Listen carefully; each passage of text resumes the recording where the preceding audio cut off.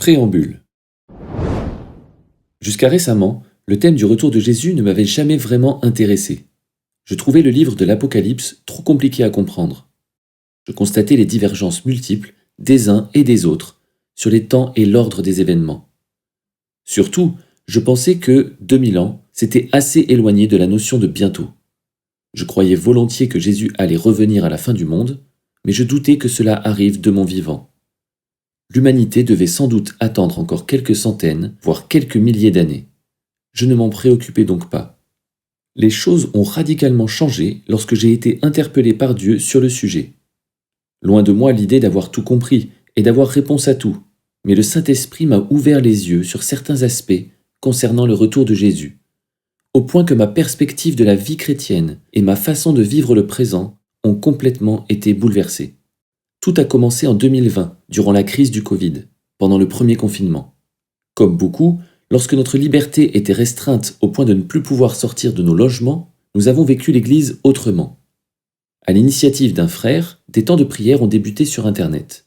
En parallèle, je n'en avais pas conscience, mais au travers de mes lectures bibliques personnelles, Dieu m'interpellait sur ma vision de l'Église et mon rapport au corps de Christ. Nous le verrons tout au long de ce livre, le retour de l'époux est étroitement lié à son épouse. Lors de la 3e visio-prière, j'ai été vivement touché par Dieu qui me communiquait un amour profond pour l'Église. Je sentais des voiles tomber. J'ai découvert mon égoïsme flagrant dans ma vision de cette épouse. Pas dans le fait de m'en servir à des fins personnelles, mais plutôt dans celui de ne pas discerner les membres du corps de Christ et de ne pas les estimer à leur juste valeur, c'est-à-dire comme étant supérieurs à moi-même. Philippiens chapitre 2 verset 3. Je me suis finalement aperçu que mes motivations pour servir l'Église n'étaient pas enracinées dans l'amour autant que j'aurais voulu qu'elles le soient. Le lendemain, j'étais pressé par l'Esprit de Dieu qui me faisait tourner en boucle des versets comme « Ils persévéraient dans la communion fraternelle, les prières, et ils étaient tous les jours assidus au temple, rompaient le pain dans les maisons. » J'ai été ainsi conduit à mettre en place des temps de prière et de louange quotidiens, toujours en ligne. J'étais le premier surpris, car naturellement, je ne suis pas très persévérant. Je craignais de ne pas tenir sur la durée, mais je faisais confiance à Dieu.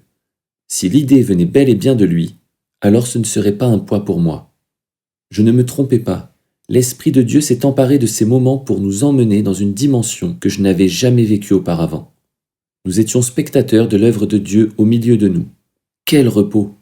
C'était beau de voir chacun se laisser diriger par l'Esprit qui nous unissait et qui construisait quelque chose de cohérent avec les quelques personnes qui se rendaient disponibles chaque jour.